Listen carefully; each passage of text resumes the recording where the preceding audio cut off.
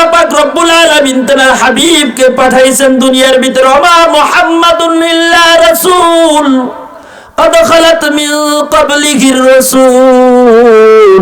আমার আল্লাহ পাক রব্বুল আলামিন এমন একজন পয়গম্বরকে পাঠাইলেন, যেই পয়গম্বর আমাদের পয়গম্বর, যেই পয়গম্বর আমাদের নবী, যেই পয়গম্বর সকল 1,24,000 মতন্তরে 2,24,000 পয়গম্বরের নবী, সারে জাহানের নবী। এই নবীর রাজত্ব কত বড় রাজত্ব! আল্লাহ পাক রব্বুল আলামিন বলে, জমিনের বান্দারা, ও জমিনের বান্দারা, আমি আমার নাম রেখেছি রব্বুল আলামিন, আমি আমার নাম রেখেছি রব্বুল আলামিন। আর আমার হাবিব যাকে তোমাদের কাছে পাঠাইছি, তেনার নাম রেখেছি রহমাতুল লিল আলামিন। আল্লাহু আকবার। আমি আল্লাহ পাকের রাজত্ব যত বড়, যেইখানে যেইখানে আছে, রব্বুল আলামিনের রাজত্ব যেখানে যেখানে চলে, আল্লাহ পাকের কর্তৃত্ব যেই জায়গায় যেই জায়গায় আছে, আমার আল্লাহ পাক রব্বুল আলামিন বলে, তোমার আমার রাসূলকেও আমি আল্লাহ তাআলা রাহমাতাল লিল আলামিন বানাইয়া যেইখানে যেইখানে আমার রাজত্ব আছে, সেই জায়গায় তিনি রাহমাতাল লিল আলামিন। জোরে কোন সুবহানাল্লাহ। কোন জায়গা বাদ নাই, রাহমাতাল লিল আলামিন তিনি। জোরে কোন না আল্লাহু আকবার, আল্লাহু আকবার। কোন নবীকে পাইছি, সেই নবীর আদর্শ যদি শিখতাম, সেই নবীর নীতি যদি শিখতাম, সেই নবীর নৈতিকতা যদি শিখতাম, সেই নবীজির আচার ব্যবহার যদি শিখতাম, চলা ফেরা খাওয়া দাওয়া এই বিষয়গুলো যদি সাহাবা আজমাইন রাদিয়াল্লাহু তাআলা আনহুমা তেনারা যেরকম করেছেন, এরকম যদি শিখতাম, তাইলে আমাদের জিন্দেগি, আমাদের জীবনটা ধন্য হয়ে যাইত, ধন্য হয়ে যাইত। এমন একজন পয়গম্বর পাঠাইছেন, এমন একজন পয়গম্বর পাঠাইছেন, যেই পয়গম্বরের জন্য অন্য পয়গম্বরগুলা আল্লাহ পাক রব্বুল আলামিনের কাছে আরজ করছে, আল্লাহ রব্বুল আলামিন আমাকে পয়গম্বর না বানাইয়া, নবী না বানাইয়া আখিরি পয়গম্বরের উম্মত বানাও, আখিরি পয়গম্বরের উম্মত বানাও। উম্মতেরা এত দামি উম্মত গো, এত দামি উম্মত গো, আমার আল্লাহ পাক তোমাকে এত ভালোবাসে, এত ভালোবাসে। দুনিয়ায় আসার আগে আল্লাহ পাক মায়ের গর্ভের ভিতরে 6 মাস, দুনিয়ায় আসার আগে 6 মাস আগে তুমি দুনিয়ায় আসলে কি খাবা তা মায়ের স্তনের ভিতরে আল্লাহ পাক মজুদ করে দিছে। সুবহানাল্লাহ। কি খাবা? আমার বান্দা জমিনে যাইবে, কি খাবে? এই বান্দার জিহ্বাটা থাকবে ছোট নরম, এই বান্দার মুখ থাকবে ছোট, এই বান্দার দেহটা থাকবে বড় কোমল।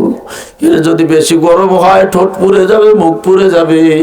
এর যদি বেশি ঘন হয় তাইলে পাতলা পায়খানা, কষা হয়ে যাইবে পায়খানা। পাতলা যদি হয় পাতলা পায়খানা হয়ে যাবে।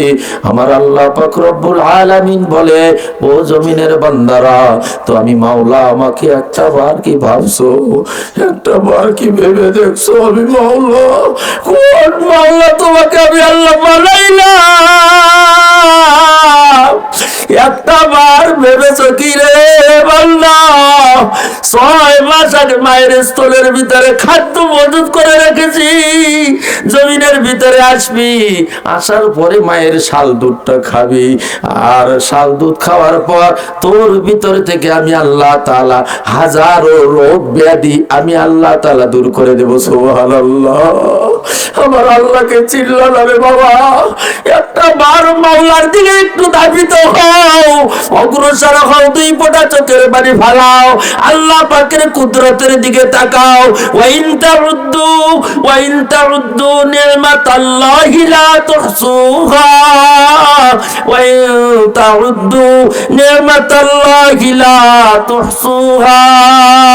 আমার আল্লাহ যেখানে যেদিকে তাকাবা, যেই জায়গার দিকে তাকাবা, আমার আল্লাহ বলে, ও বান্দা যেদিকে তাকাও, আমি আল্লাহ পাকের নিয়ামত দ্বারা তোমাকে ভরপুর করে রাখছি। আমি আল্লাহ তাআলা নিয়ামত দিয়ে ভরপুর করে রাখছি। তুমি দুনিয়ার ভিতরে আসছো, আমি তোমার মায়ের ভিতরে এত ভালোবাসা দিয়ে রাখছি। মা তোমাকে যখন কোলের ভিতরে নিছে বান্দা, বান্দা যখন মা তোমাকে কোলে উঠাইয়া নিছে, তোমার কান্দা থেমে গেছে। বাবা যখন কোলে নিছে তুমি কান্দা দিছো, প্রতিবেশী যখন কোলে নিছে তখন তুমি কান্দা দিছো।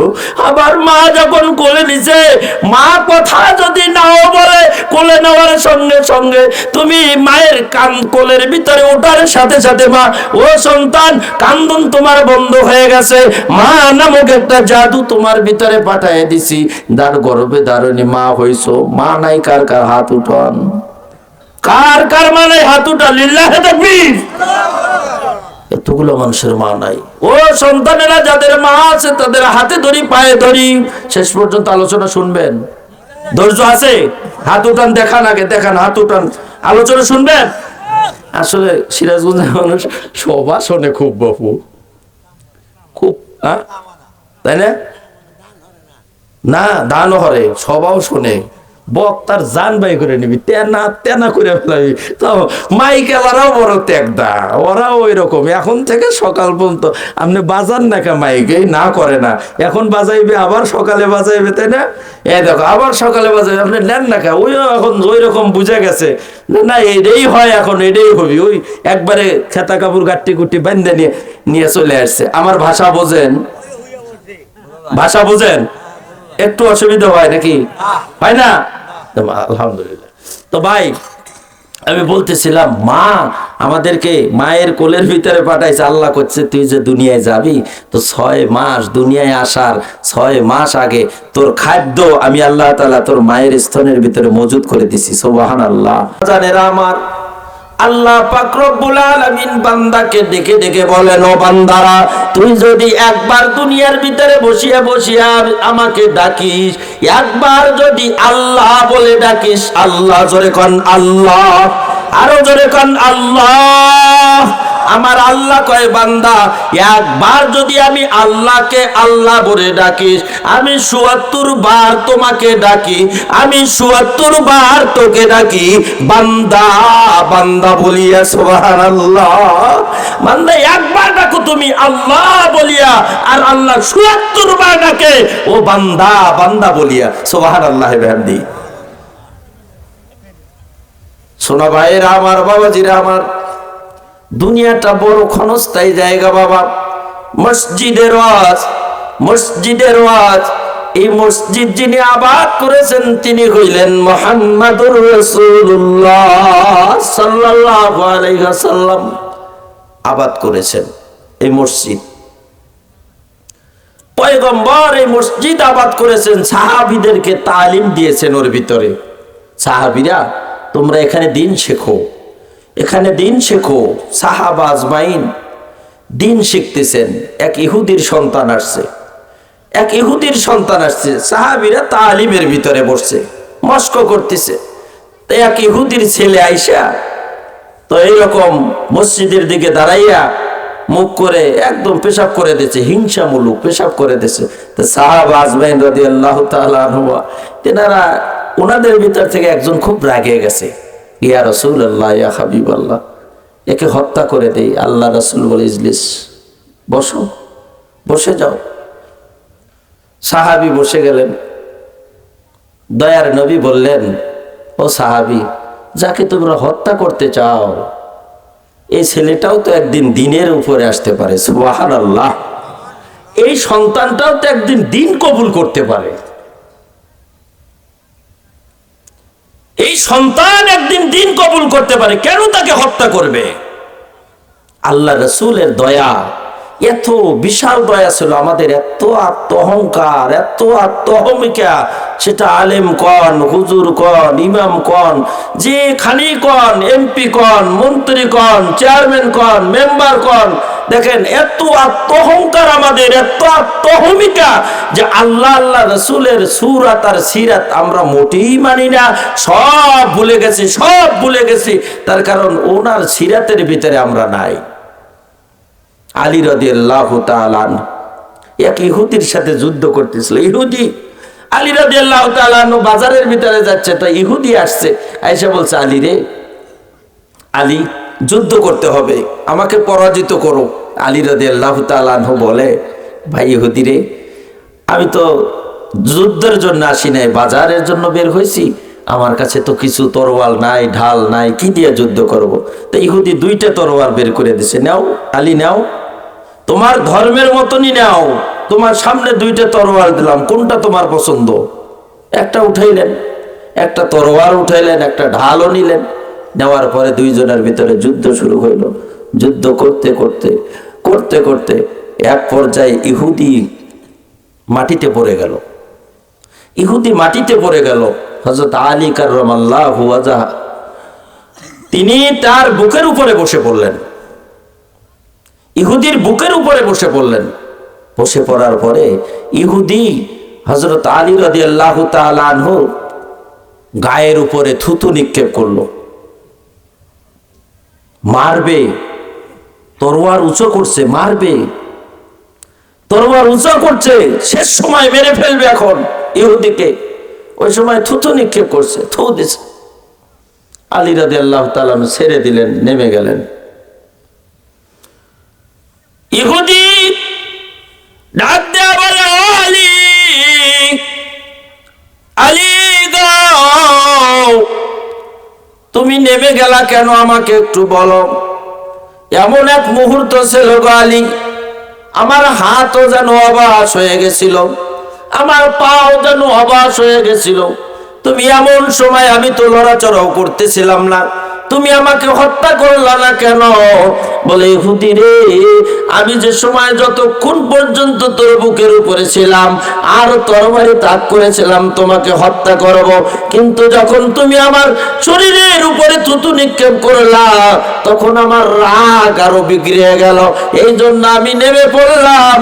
কিন্তু তুমি আমাকে থুতু নিক্ষেপ করলা কেন বলো? বলে, আলী গো শুনবা, বলে তুমি যখন আমার বুকের উপরে উঠছো, বুকের উপরে যখন চেপে বসলা, এই সময় জানো আমার এত ভারী লাগলো, উহুদ পাহাড় যেন আমার বুকের উপরে চাপায়া দিছে। আলী, এই জন্য আমি তোমার মুখের উপরে থুতু নিক্ষেপ করেছি গো আলী। আলী গো, যাতে তুমি তাড়াতাড়ি আমাকে হত্যা করো।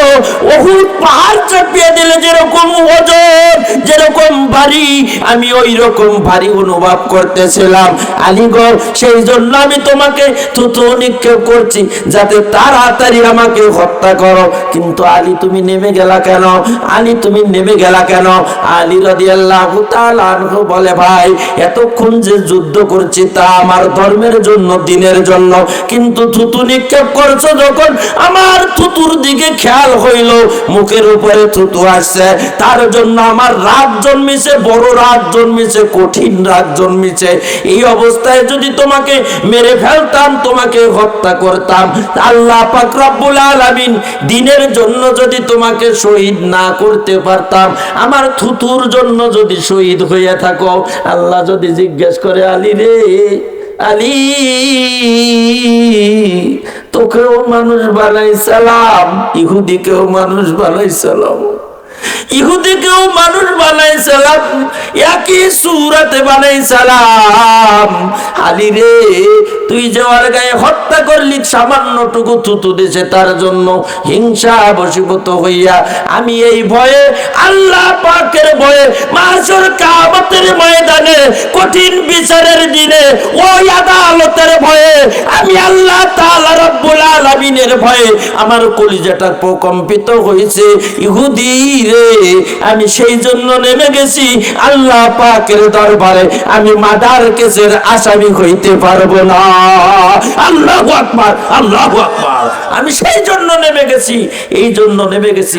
ইহুদি দাঁড়িয়ে গেছে, আলী, ধর্মের এত শান্তি, ধর্ম এত সুন্দর, দ্বীন এত সুন্দর, মুহাম্মাদের ধর্ম এত সুন্দর, মুহাম্মাদের রবের ধর্ম এত সুন্দর, যে ধর্ম তোমাকে শিক্ষা দেয় সেই ধর্ম আমাকে শিখিয়ে দাও।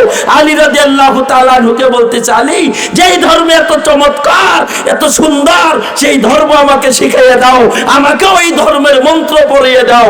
কালেমা লা পড়েন, কালেমা লা ইলাহা,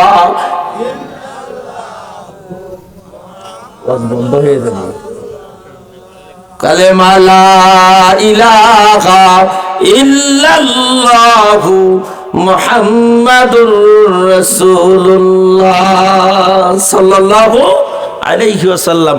এবার বলতেছে আলী, ওই ধর্মের ভিতরে এত শান্তি, ওই ধর্মের ভিতরে এত ভালোবাসা, ওই ধর্মের ভিতরে এত নম্র আর ভদ্রতা, আর এই জীবন থাক আর যাক, এই জীবনটা যদি নাও থাকে তাও আমাকে তোমার ধর্ম শিখিয়ে দাও। জোরে চিল্লে বলুন না সুবহানাল্লাহ। দেখছেন মুসলমানের ধর্ম, মুসলমানের ধর্ম আজ কি চলছে, সারা দুনিয়ায় কি চলছে, দেশের ভিতরে কে চলছে, কোথা থেকে কোথায় যাবেন? এই যে মাহফিলের মঞ্চে আসছেন, বাড়িতে যেতে পারবেন কিনা নিশ্চয়তা আছে?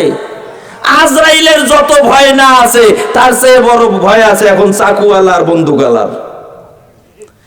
আজরাইলের ভয় যত না আছে, তার চেয়ে আজরাইল যখন হুকুম হইবে তখনই তো আসবে নাকি? আর এই আজরাইল গুলা হুকুম হওয়ার আগেই মেরে দিচ্ছে। কেমন করে মারতেছে, কিভাবে মানুষ হইয়া মানুষকে হায়ান, এইরকম এত হিংস্র মানুষ, এত হিংস্র মানুষ বত্তা জ্বালা যন্ত্র একটা মানুষকে একটা মানুষ হইয়া হত্যা করে। এর মতন নরপিচাস, এর মতন নরপিচাস আল্লাহর দুনিয়ায় আর নাই।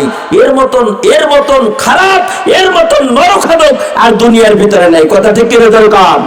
মানুষ হইয়া মানুষকে মেরে ফেলাচ্ছে ভাই। এরে গুলি করতেছে, ওরে গুলি করতেছে। এর ভিতরে দেখা গেছে, এই বাংলাদেশের ভিতরেও দেখা গেছে এক হিন্দুরে গাছের সাথে পেটাই মারছে না, মারছে না, মারছে। এই যে দেখেন এক হিন্দুরেও মারছে। কেন? হিন্দুরা আমাদের দ্বারা নিরাপত্তা পাচ্ছে না কেন? ওদের দেশের ভিতরে, হিন্দু রাজ্যের ভিতরে মুসলমানরা নির্যাতিত, তার কারণ ওরা আল্লাহকে বিশ্বাস করে না, আল্লাহকে মানে না। আমার দেশের মানুষ ৯৫% মুসলমান, সেই দেশের ভিতরে অনাচার কেন? হিন্দুরাও বসবাস করবে, হিন্দুরাও বসবাস করবে, মুসলমানও বসবাস করবে, খ্রিস্টানও বসবাস করবে। যে ধর্মের ভিতরে যা আছে সে তার জায়গা থেকে ইবাদত করবে না, আমল করবে, যা করবে করবে। তুমি তোমার জায়গায় ইবাদত করো, তুমি মাওলার কাছে তুমি যেরকম সেজদায় লুটিয়ে পড়ো, তোমার ইবাদত তুমি করে যাও। ওরা সবাই মিলে এই দুনিয়ায় এই দেশে থাকবে, এই জন্য তো তুমি বাধা দিতে পারবা না। তুমি এই জন্য আইন আছে, আদালত আছে, কোর্ট কাছারি আছে, তুমি বিচার হাতে তুলে নাও কেন? কেন হাতে তুলে নাও? অন্যায়, অবিচার, জুলুম, অত্যাচার, এই জিনিসগুলো থাকা চলবে না। এটা মানুষ হইতে পারবে না, কোনো মানুষ হইতে পারবে না। তার কারণ এই মানুষের ভিতরে প্রথমত আল্লাহকে যদি পেতে যাও, তাইলে এই মাওলাকে পেতে গেলে তোমার ভিতর থেকে যেটা সাফ করতে হবে, তার নাম হইল হিংসা। তার নাম কি? জোরে কর। হিংসা। এই হিংসা যদি তুমি ভিতর থেকে বের না করতে পারো, হিংসা যদি তোমার থেকে বের না করতে পারো, খারাপি যদি তোমার থেকে বের না করতে পারো, তাইলে আল্লাহ তাআলা ওই জায়গার ভিতরে আসতে পারে না। তোমার কলব তো মাওলা দখল করবে। কে দখল করবে? মাওলা দখল করবে। কলবে মুমিনিনা রাসূলুল্লাহ। ও বান্দারে, আমার মা